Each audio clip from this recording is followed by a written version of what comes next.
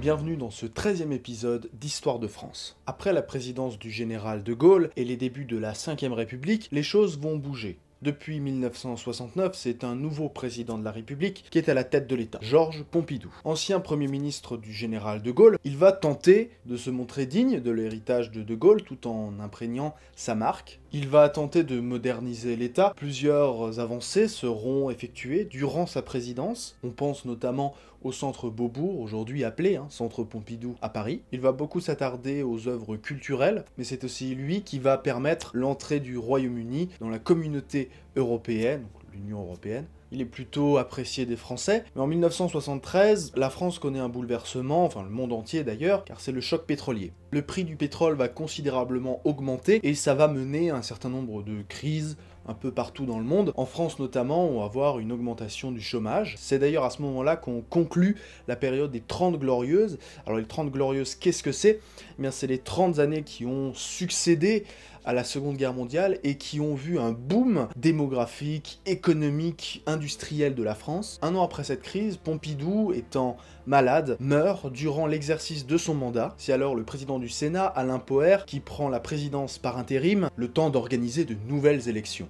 On arrive donc aux élections présidentielles de 1974. On a d'un côté François Mitterrand, qui avait déjà affronté le général de Gaulle en 1965 et qui rêve déjà depuis pas mal d'années de devenir le nouveau président. Il a réussi à réunir toutes les forces de gauche autour de lui, un peu comme l'avait fait Léon Blum dans les années 30. On a de l'autre côté un certain Jacques Chaban-Delmas, qui est l'héritier du gaullisme, ancien ministre du général de Gaulle, de Pompidou, il était d'ailleurs Premier ministre, c'est l'héritier naturel de la droite. Mais il y a un outsider qui va rentrer dans le jeu, et cet outsider, il s'appelle Valéry Giscard d'Estaing. Ancien ministre de l'économie, il est le plus jeune de tous les protagonistes de cette élection. Giscard va progressivement gagner en popularité, si bien qu'il devance Jacques Chaban-Delmas, pourtant le candidat naturel de la droite du gaullisme. Faisant des bains de foule, faisant de l'accordéon avec les gens, c'est vraiment quelqu'un qui se veut ouvert et qui apporte, on va dire, de la jeunesse dans la politique.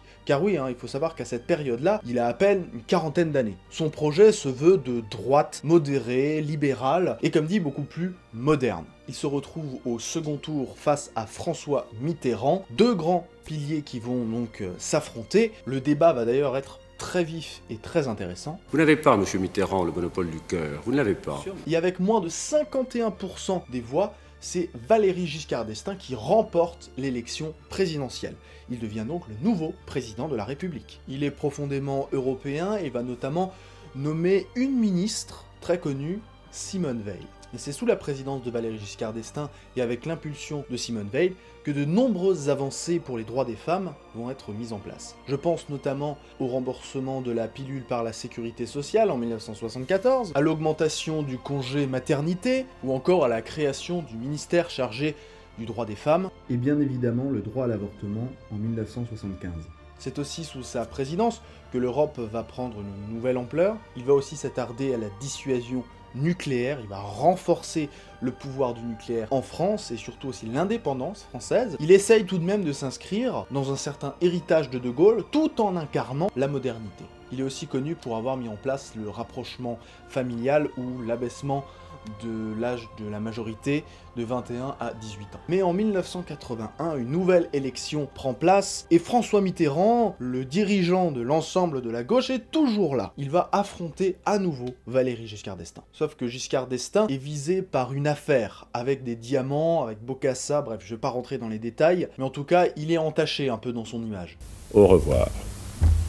Et de peu, c'est François Mitterrand qui gagne cette élection et qui devient le nouveau président de la Ve République. François Mitterrand est le premier président socialiste de gauche de la Ve République. Mitterrand, qui avait pourtant critiqué l'image du chef beaucoup trop puissant à son goût, se retrouve à ce poste et finalement va plutôt bien l'apprécier. Sous sa présidence, il va y avoir un certain nombre de choses qui vont être mises en place, notamment dès son élection en 1981, la suppression de la peine de mort. Il va mettre en place un certain nombre d'aides sociales qu'on connaît encore aujourd'hui, mais sa présidence va être perturbée par une première cohabitation. Des élections législatives sont organisées, et ça n'est pas la majorité du président qui se retrouve majoritaire, mais c'est une majorité de droite. Et qui dirige la droite à cette période-là ? C'est un certain Jacques Chirac. Jacques Chirac devient donc Premier ministre de François Mitterrand. On a donc là un décalage total, parce qu'on a un président de gauche et un Premier ministre de droite. Les deux vont pas vraiment pouvoir se piffer, mais on va dire, ils vont essayer d'avancer ensemble. En 1988, ce sont les nouvelles élections présidentielles, et vont s'affronter deux grands piliers, Chirac et Mitterrand. Il y a un débat qui est passionnant des deux côtés, je vous invite à le découvrir. Permettez-moi juste de vous dire que ce soir, je ne suis pas le Premier ministre, et vous n'êtes pas le Président de la République.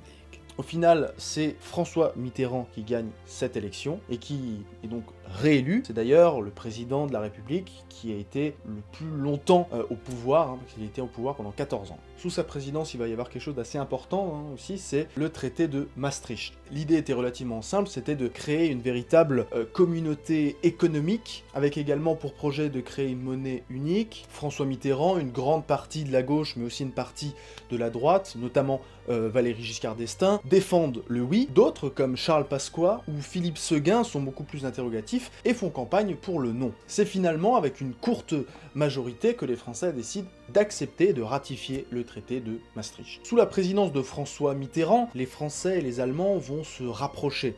Encore plus, l'idée du couple franco-allemand va vraiment naître à cette période. Avant, il y avait déjà cette idée d'alliance entre la France et l'Allemagne. C'est d'ailleurs sous la présidence de Mitterrand que la France va voir la chute de l'Union soviétique et la fin de la guerre froide. C'est le début de la détente. En 1995, étant vieux et malade, il ne se représente pas. C'est donc Lionel Jospin qui représente la gauche face à Jacques Chirac. Et en 1995, c'est Jacques Chirac qui est élu président de la République. Chirac est connu pour sa communication, sa carrure, notamment au salon de l'agriculture. On m'amène tout de suite une bouteille de bière. Son célèbre « Mangez des pommes !» popularisé par les guignols de l'info, il incarne un véritable personnage. Mais j'ai l'impression qu'il n'entend pas. Monsieur Chirac. Et qu'est-ce qui lui arrive à la 2? Il faut faire chauffer l'appareil ou quoi? Non. Chirac essayait aussi d'incarner ce qu'on appelle le néo-gaullisme, une sorte de gaullisme moderne, c'est-à-dire ne pas forcément être un suiveur des États-Unis ou un suiveur des Russes, avoir sa propre politique, sa propre indépendance. En 2002, lors de la nouvelle élection présidentielle, il va y avoir un bouleversement politique. Car ça n'est pas le représentant de la gauche Lionel Jospin qui se retrouve au second tour face à Chirac, mais Jean-Marie Le Pen. Jean-Marie Le Pen qui est à la tête du Front National, un parti d'extrême droite fondé avec plusieurs anciennes personnes, notamment de la milice. C'est un choc dans l'opinion publique et énormément de Français, de droite comme de gauche, se rassemblent pour faire bloc face à Jean-Marie Le Pen et faire gagner à nouveau Jacques Chirac. Jacques Chirac gagne très largement l'élection présidentielle avec plus de 80% des suffrages. Chirac est aussi connu pour son célèbre non aux États-Unis concernant une intervention en Irak en 2003. Les États-Unis veulent intervenir en Irak pour plusieurs raisons. Ils disent que ce pays dispose d'armes chimiques, que ça peut être très dangereux, qu'il faut protéger la population. Bref, ils essayent de trouver des raisons pour rentrer militairement en guerre contre ce pays. Alors que beaucoup de pays occidentaux suivent les États-Unis, la France est l'un des rares grands pays à s'y opposer. Pour Chirac, les États-Unis n'ont pas assez de preuves pour pouvoir lancer une guerre. La France fait alors cavalier seul et Dominique de Villepin va faire un célèbre discours à l'ONU. Personne ne peut donc affirmer aujourd'hui que le chemin de la guerre sera plus court que celui des inspections. Et c'est un vieux pays. La France d'un vieux continent comme le mien.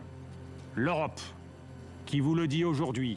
Les États-Unis considèrent alors la France comme des chochottes qui veulent pas aller faire la guerre, mais au fur et à mesure du temps, on comprendra que cette guerre en Irak, elle a fait beaucoup plus de mal que de bien, car ça a foutu un bordel monstre, et finalement on s'est rendu compte que les raisons d'intervention de guerre étaient fausses. On a un certain nombre d'autres événements, on a l'avènement de l'euro par exemple, au tout début des années 2000, on a aussi des émeutes, les émeutes de 2005, qui vont faire tout de même pas mal de dégâts. Il a 70 ans passés, on voit qu'il faiblit, il y a même un moment où il a fait un AVC, enfin bref, il commence à être un peu moins en forme qu'au début de sa carrière politique. Et là, il y a un combat interne qui est en train de se faire dans cette fameuse droite, c'est qui va succéder à Jacques Chirac. Il y a deux représentants. Dominique de Villepin, qui est le premier ministre de Jacques Chirac et qui est le favori de Chirac, et un autre, un certain Nicolas Sarkozy, ancien ministre de l'Intérieur, qui est très populaire, qui est vu comme quelqu'un de très dynamique, très travailleur. Donc ces deux personnalités vont un peu se faire une guerre d'images, et celui qui va gagner ce bras de fer, c'est